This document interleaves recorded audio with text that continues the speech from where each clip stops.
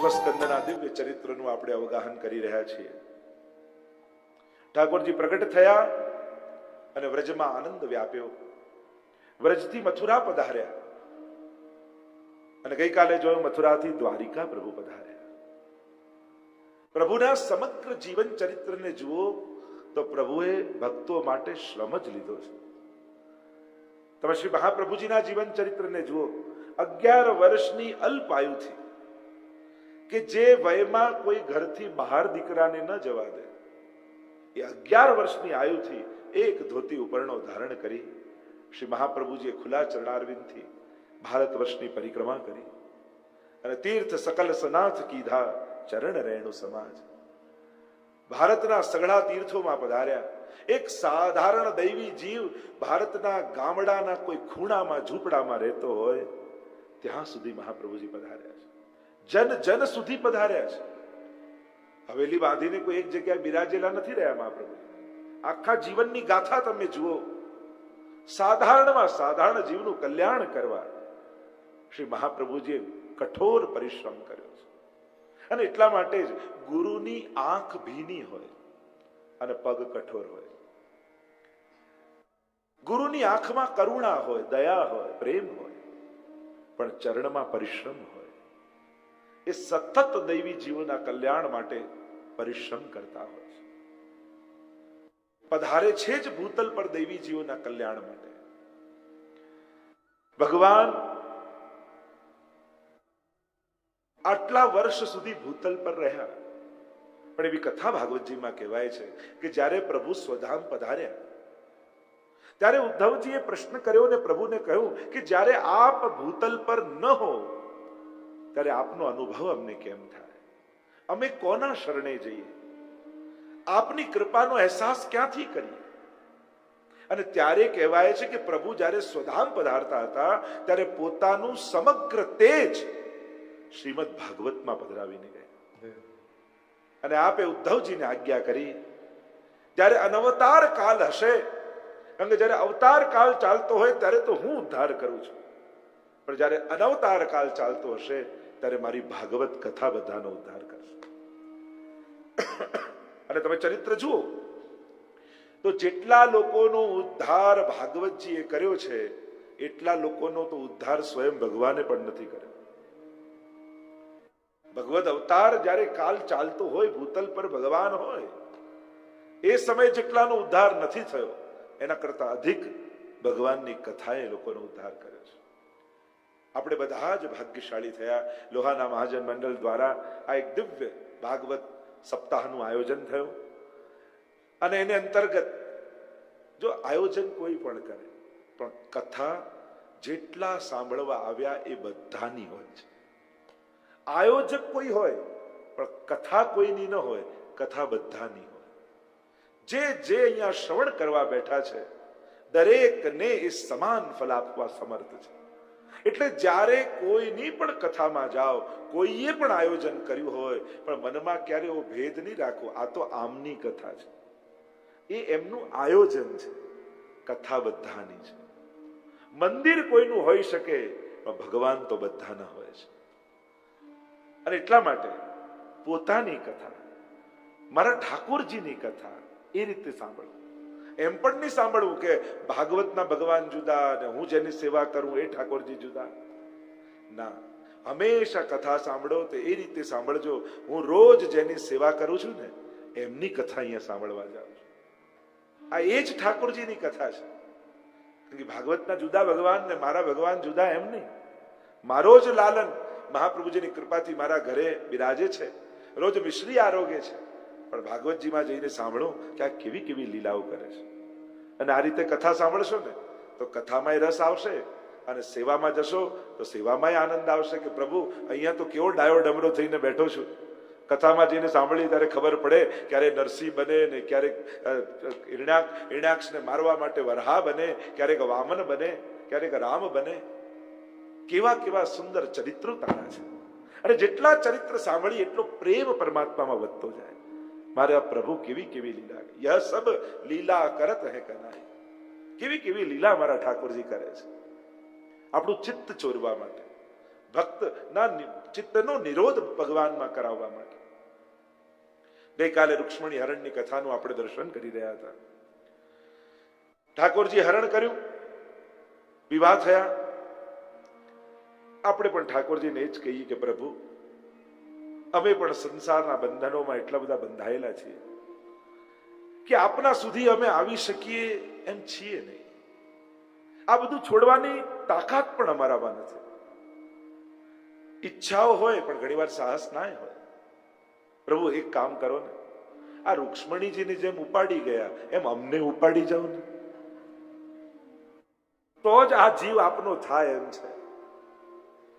બાકી આ જીવ અનેક ક્લેશ અને પ્રપંચોમાં બંધાયેલો છે. માણસને એમ થાય કે ધીમે ધીમે બધા મોટા થશે એટલે જવાબદારી ઓછી થશે અને પછી પ્રભુની ભક્તિ કરીશ. દિવસે દિવસે જવાબદારીઓ વધે છે, ઘટતી નથી. આ તો આપણી કલ્પનાઓ હોય કે બસ આ ભણી લે બાળક એટલે બધું શાંતિ, અને જોબ મળી જાય એટલે પછી શાંતિ, આ પરણી જાય પછી શાંતિ, એને બાળક થઈ જાય પછી શાંતિ, હવે એનું બાળક ભણી જાય એટલે શાંતિ, હવે એને જોબ મળી જાય એટલે શાંતિ. શાંતિ તો આ ક્ષણે અનુભવ કરી તો મળી, બાકી ભવિષ્યના પ્લાનિંગમાં સુખ અને શાંતિને રાખશો ને તો હંમેશા સુખ એક ડગલું આગળ જ હોય છે. આપણે ત્યાં પહોંચીએ ને એક ડગલું આગળ પહોંચી જાય. આપણો સંગમ થતો જ નથી સુખ સાથે. અને એમ પણ ભગવાને આપેલા સાધન અને સંજોગોમાં જેને શાંતિ અને સુખમાં રહેતા ન આવડે એને દુનિયાના કોઈ ખૂણામાં શાંતિ મળવાની નથી. કારણ કે એકાંત મળે ક્યાંક જાઓ તો, પણ એકાંત અને શાંતિમાં ફરક છે. કોઈ ન હોય એટલે આપણને લાગે કેવી શાંતિ, એને એકાંત કહેવાય, શાંતિ ના કહેવાય. કારણ કે અઠવાડિયું ગમે પછી તો ત્યાંય બે જણા ઝઘડી પડે. હવે ઘર વગર નથી ગમતું, ઘણા તો ઘરની ચા યાદ આવે, ઘર જેવી ચા નથી. યાત્રામાં બધું ઘરે જ રે ભાઈ, યા ઘરેથી રોજ મંગાવ ટિફિન તો થાય, થર્મસ. તો જે સંજોગ પ્રભુએ આપ્યા છે ત્યાં જો આનંદમાં રહેતા ન શીખ્યા તો દુનિયાના કયા ખૂણે જઈને આનંદ પામશો? કારણ કે સમજી લેજો, કોઈ પણ સાધન, કોઈ પણ સંજોગ, કોઈ પણ વ્યક્તિ તમને સુખ કે શાંતિ નહીં આપી શકે. તમારી સમજણ જ તમને સુખી કરી શકશે. અને એના માટે વિચારની, વ્યવહારની આની ઊંચાઈ જોઈએ. કહેતા ને કે એક મોટા ઝાડ, ઊંચું ઝાડ, એની ઉપર ગીધ બેઠું હતું, શાંતિથી બેઠું હતું. એક સસલું ત્યાંથી નીકળ્યું ને એને પેલા ગીધને જોયું ને કેવું શાંતિથી બેઠું છે ઝાડ ઉપર, લાવ ને હું બેસું. અને જ્યાં ઝાડ નીચે શાંતિથી બેઠું એટલામાં એક શિયાળ આવ્યું, પકડ્યું મોઢામાં, અને જ્યાં મારવા જાય ત્યારે સસલાએ કહ્યું પેલું ગીધ બેઠું છે એને કોઈ નથી હેરાન કરતું, અને મને મારો છો આવું કેમ? પેલો શાંતિથી બેઠો છે, એને કોઈ ડિસ્ટર્બ નથી કરતું. ત્યારે શિયાળે કહ્યું કે શાંતિ માટે ઊંચાઈ જોઈએ. ઊંચાઈ વગર શાંતિ ન મળે. વિચારની, ઉચ્ચારની, વ્યવહારની, સમજની જ્યાં સુધી આ ઊંચાઈ ન પામો ને ત્યાં સુધી સત્કર્મો પણ તમને શાંતિ નહીં આપે. ભલે તમે દુનિયામાં ગમે તેટલું સારું કામ કરતા હશો, પણ જો સમજણ સારી નહીં હોય તો સત્કર્મો પણ ઉદ્વેગના કારણ હશે. તમે કરશો ઊંધું, સારા કામ છોડી દેશો, પણ સમજણ નહીં કેળવો. આપણે શું કરીએ? સારું કર્યા પછી પણ ટેન્શન ને ઉદ્વેગ ને થાય ને એટલે આપણે સારું કામ છોડી દઈએ, પણ સમજણ ડેવલપ ન કરીએ.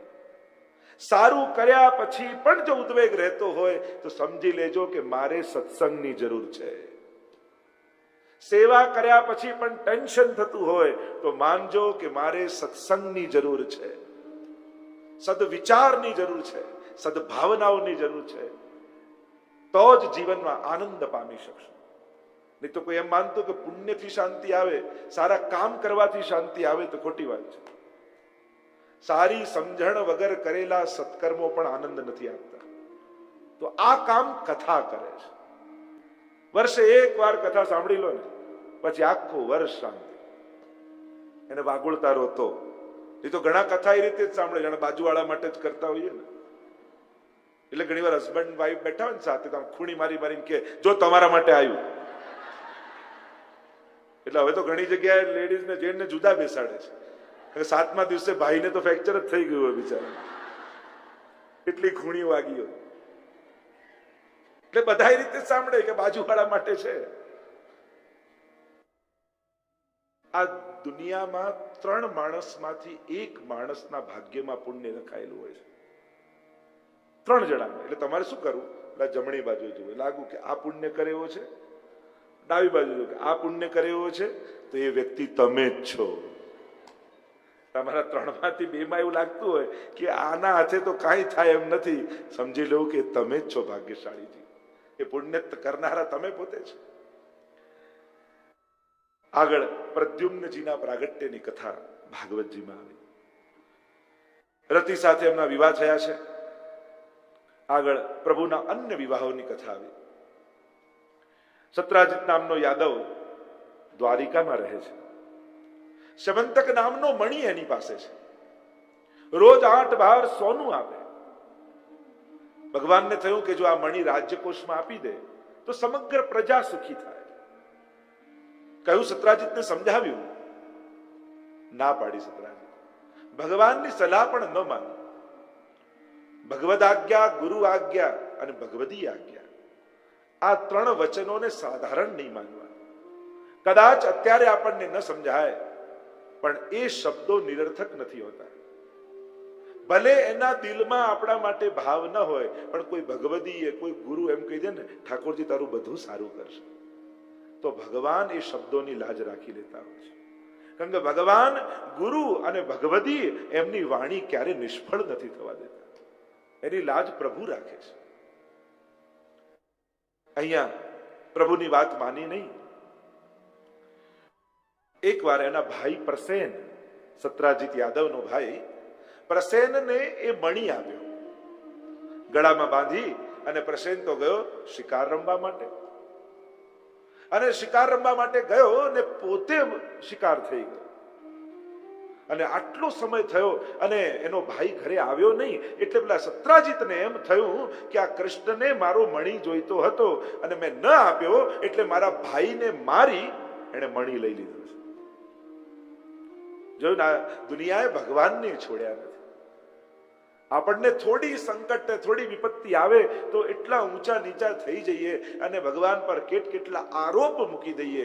ભગવાન કે મારું જીવન ચરિત્ર જો માણસોએ મને છોડ્યા નથી. તમે તો ભગવાન પાસે જાઓ, પણ ભગવાન કે હું કોની પાસે જાઉં? ભગવાન પર પણ આરોપ લગાડો. પ્રભુને થયું કે હું આને સમજાવવા જઈશ તેમ નહીં માને. હું પોતે મણિ શોધીને લાવું અને આને આપી દઉં, જેથી એને ભરોસો આવે. અને આમ વિચાર કરીને પ્રભુ વનમાં મણિ શોધવા માટે નીકળ્યા. શોધતા શોધતા આગળ જાય તો પ્રસેનનો મૃતદેહ પડ્યો હતો, અને ત્યાં સિંહના પંજાના નિશાન હતા. એ પંજાની પાછળ પાછળ જતા પરમાત્મા જોયું તો સિંહનો મૃતદેહ પડ્યો હતો, રીંછના પંજાના નિશાન હતા. અને એની પાછળ પાછળ જયારે પ્રભુ ગયા, તે પંજાના નિશાન ગુફાની અંદર જતા હતા. ભગવાન ગુફાની અંદર પ્રવેશ કર્યો અને એક રીંછે તરાપ મારી પરમાત્મા. ભયંકર યુદ્ધ પરમાત્માનું અને એ રીંછ, પણ એ રીંછ કોઈ સાધારણ નતું, એ રામા અવતારના જાંબુવાનજી હતા. કહેવાય છે કે જયારે રાવણ જોડે ભગવાનનું યુદ્ધ થતા જોયું ને, ત્યારે ભગવાનનું બળ જોઈ જાંબુવાનજીને એવો મનોરથ થયો હતો કે પ્રભુ જોડે 2 હાથ કરવા મળે તો કેવો આનંદ આવે. તો ઠાકોરજી અહીંયા મનોરથ પૂરો કર્યો. આટલા દિવસ યુદ્ધ ચાલ્યું ત્યારે જાંબુવાનજીને થયું કે આ પરમાત્મા સિવાય બીજું કોઈ ન હોય. ઓળખ્યા પરમાત્માને, વંદન કર્યા, ક્ષમા માંગી. પ્રભુએ વાત કરી કે આ રીતે મણિ શોધવા આવ્યો છું. જોયું તો એમની કન્યા જાંબુવતીજી મણિ સાથે ખેલતા હતા. અને જાંબુવાનજીએ કહ્યું, આ મણિ તો લો, પણ મારા સંસારનો મણિ જાંબુવતીજી સાથે આ વિવાહ કરો. પ્રભુના વિવાહ થયા છે. સત્રાજીતને મણિ આપ્યો, સત્યભામાજી સાથે પ્રભુના વિવાહ થયા. અન્ય વિવાહોની કથા આવી. પ્રભુના અન્ય અનેક વિવાહ જે અષ્ટપટરાણીઓ છે, કાલિંદી, મિત્રવિંદા, સત્યા, ભદ્રા, લક્ષ્મણા, આમ અષ્ટપટરાણી થયા છે. આ અષ્ટધા પ્રકૃતિ છે. એકવાર જ્યારે મૂર નામના દૈત્ય જે કિલ્લાની રક્ષા કરતો હતો, અને એ કિલ્લાનો રાજા ભૌમાસુર, એને 16,000 કન્યાઓને કેદ કરી રાખી હતી. વિનંતી કરી છે પ્રભુને કે પ્રભુ અમને મુક્ત કરો. ગરુડ પર સવાર થઈ સત્યભામાજીને લઈને પરમાત્મા પધાર્યા છે. ચારે બાજુ પાણી, એની વચ્ચે કિલ્લો, અને પાણીમાં મૂર નામનો દૈત્ય રહે. ભગવાને એ મૂરને માર્યો છે. અને ત્યારે પ્રભુનું નામ પડ્યું, બોલો મુરારી ભગવાન કી. મુરારી પદ પંકજ સ્ફુરદ અમંદ રેણુ ઉત્કટામ. મુરારી પદ પંકજ, યમુનાજીમાં કોની ચરણ રજ છે? તો કે મુરારી પરમાત્મા. જો ગોપાલ ન કહ્યું, કૃષ્ણ ન કહ્યું, ગોવિંદ ન કહ્યું, પણ મુરારી પરમાત્માના નામનો ઉલ્લેખ કર્યો. કારણ કે આ મૂર નામનો દૈત્ય એ ભક્ત અને ભગવાનને મળવામાં પ્રતિબંધ દોષ રૂપ છે, અને ભગવાને પ્રતિબંધને દૂર કર્યો, એટલે ભક્ત અને ભગવાનનો મેળાપ થયો. અને એટલા માટે યમુનાજીમાં રજ કઈ છે કે જે ભક્તના જીવનમાં આવતા ભક્તિ કરવાના જેટલાય પ્રતિબંધો છે એ પ્રતિબંધોને દૂર કરનારી રજ યમુનાજીમાં છે. એટલે કે તમે યમુના જળના પાન કરો અને ઠાકોરજીના ચટારવિંદની રજનું ગ્રહણ કરો તો તમારા જીવનમાં ભક્તિ કરવામાં જેટલાય પ્રતિબંધ આવે છે એ બધા જ યમુનાજી દૂર કરી દેશે. અને એટલા માટે જીવનમાં આવતા ભક્તિના પ્રતિબંધોને દૂર કરવા માટે એક યમનાષ્ટક કરવું ને બીજું સર્વોત્તમજીનો પાઠ કરવો. તમને એમ લાગે કે મારે સેવા કરવી છે, માળા કરવી છે, હજી એવો ભાવ થતો નથી, હજી એવી અનુકૂળતા આવતી નથી, અનેક પ્રતિબંધો છે, તો બને યમનાષ્ટકનો પાઠ કરજો. શ્રી યમુનાજી કૃપા કરી તમારા બધા જ પ્રતિબંધોનું નિવારણ કરી દેશે. મૂર નામના દૈત્યને માર્યો, 16,000 કન્યાઓને મુક્ત કરી પરમાત્મા. મુક્ત તો કર્યા, કહ્યું કે તમે તમારા ઘરે જાઓ, ગામમાં જાઓ. બધા ચરણોમાં પડ્યા, વિનંતી કરી કે પ્રભુ કન્યા એક રાત્રિ બહાર એકલી રહી જાય તોય સમાજ સ્વીકાર કરતો નથી, એની નિંદા કરે છે. અમે તો આટલા સમયથી આ અસુરની કેદમાં હતા, સમાજ અમારો સ્વીકાર નહીં કરે. અમે મુક્ત થયા પછી પણ મુક્ત નહીં બની શકીએ. આ સંસારના બંધનો અમને લાગેલા છે, સંસારની નિંદાનો અમને ભય છે, સંસાર અમારો સ્વીકાર નહીં કરે. પ્રભુ આપ અમારો સ્વીકાર કરો. ભગવાન ચાહત તો દાસી બનાવીને બધાને રાખી શકત, પણ ભગવાને 16,000 રૂપ ધારણ કર્યા અને એક જ મુહૂર્તમાં 16,000 કન્યાઓ સાથે વિવાહ કર્યા છે. અને આમ બધાને રાણીનું પદ આપ્યું છે. આગળ બલરામજી દ્વારા રૂકમીના વધની કથા આવી, ઉષા અનિરુદ્ધ વિવાહની કથા આવી, નગરાજાની કથા આવી. કહેવાય છે કે જેટલી વર્ષાની બૂંદો પડે એટલી ગાયોના દાન આ નગરાજાએ કર્યા હતા, પણ કાચિંડો બનીને કૂવામાં પડ્યા છે. પ્રભુ એમનો ઉદ્ધાર કર્યો. કથા કહી કે જ્યારે એમણે કેટલીક ગાયોના દાન બ્રાહ્મણને કર્યા હતા, રાત્રિના સમયે જે દાન કરેલી ગાય હતી એ પાછી રાજાના ગૌશાળામાં આવી ગઈ, અને બીજા દિવસે રાજાએ એ જ ગાય બીજા બ્રાહ્મણને આપી દીધી. હવે બંને બ્રાહ્મણો વચ્ચે ઝઘડો થયો, પેલો કે આ ગાય મારી છે, પેલા કે મારી છે, અને એવો ક્લેશ થયો કે રાજાને શ્રાપ લાગ્યો અને કાચિંડો બનીને કૂવામાં પડ્યા. અને એટલા માટે ધનની 3 ગતિ બતાવવામાં આવી. એમાં એક ગતિ દાન છે. દાન, ભોગ અને નાશ 3 જ ગતિ છે. કાં ભોગવી લો, કાં કોઈને આપો, દાન કરો, કાં એનો નાશ થઈ જશે. 3 સિવાય ચોથી કોઈ ગતિ નથી. હું આના માટે કરી જાઉં, આના માટે મૂકી જજો. બાળકો સારા હશે તો કમાઈ જ લેવાના છે, અને બગડેલા હશે તો જેટલું મૂકી જાઓ ઉડાડી જ દેવાના છે. અને એટલા માટે તમારે જે સત્કર્મો કરવા છે, મારા ગયા પછી દીકરા આમ કરજે, આમ કરજે, આમ કરજે, એના કરતા તમારા હાથે કરી જાઓ ને. બીજાના ભરોસે ક્યારે પણ પુણ્યો મૂકવા નહીં. સત્કર્મો કરવા હોય તો ક્યારે કોઈનો ભરોસો કરવો નહીં, કારણ કે કોણ જાણે એના સંજોગ અનુકૂળ ન થયા તો. એટલે જે આપણે જીવનમાં કરવા માંગીએ છીએ એ આપણી જાતે જ કરીને જવું, અને યોગ્ય સમયે કરીને જવું. જ્યારે સમાજને આવશ્યકતા હોય એવા સમયે જોડાઓ તો એની મહત્તા રહે. તો ઘણી વાર આ મંદિર બનતા હોય, હજી થોડું બનવા દો પછી જોઈએ, હજી થોડું ઊંચું આવવા દો પછી જોઈએ, હજી થોડું ચાલવા દો પછી જોઈએ, અને પછી એવું ચાલવા લાગે કે એની જરૂર જ ના પડે. અને એટલા માટે ભગવાનના કાર્યો કોઈના ભરોસે અટકતા નથી, ઠાકોરજીને જ પૂરા કરતા હોય છે. પણ આપણને તક મળે, આપણને અવસર મળે, આપણે જોડાઈ જવું જોઈએ. દાન, ભોગ અને નાશ આ 3 ગતિ છે. ઘણી વાર દાનના પણ અનેક પ્રકાર આપણે ત્યાં અનેક પ્રકારની ચર્ચાઓ કરવામાં આવી છે. કેવું દાન કરાય, ક્યાં દાન કરાય, કઈ રીતે દાન કરાય, અનેક પ્રકારથી. પણ મુખ્ય વાત એ, જ્યારે પણ કોઈને આપો, મનમાં સારી ભાવનાથી આપો, શંકા સાથે ના આપો, એના ઉપર દયા કરતા હોય એ રીતે ના આપો. તમને મોકો મળ્યો છે એવો ભાવ રાખી નાખો કે ભગવાને સત્કર્મ કરવાનો મને ચાન્સ આપ્યો છે. અને એટલે જ તો આપણે ત્યાં જે દાન લે એને પગે લાગે.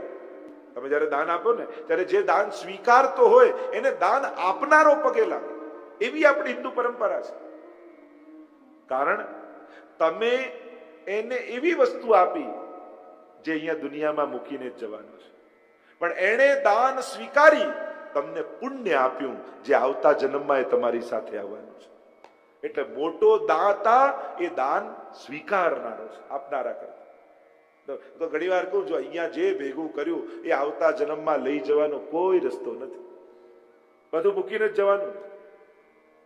નહીં તો વૈકુંઠમાં, સ્વર્ગમાં ને કોઈ બેંકની બ્રાન્ચ ખુલી જાય કોઈ મૂકીને જાય? એ તો કોઈ ઉપાય નથી. એટલે આપણે એમ કહીને જઈએ તારા માટે આટલું આટલું મૂકીને જવાના છે. દીકરો કે લઈ જાઉં તો ભેગા, હું ક્યાં ના પાડું?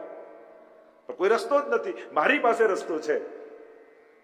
ઠાકોરજી મને એવો સારો રસ્તો સ્પેશિયલી સુજાડ્યો છે કે અહીંયા જે ભેગું કર્યું હોય બધું આવતા જન્મમાં તમને મળે. તમે કહો તો બતાવી દો.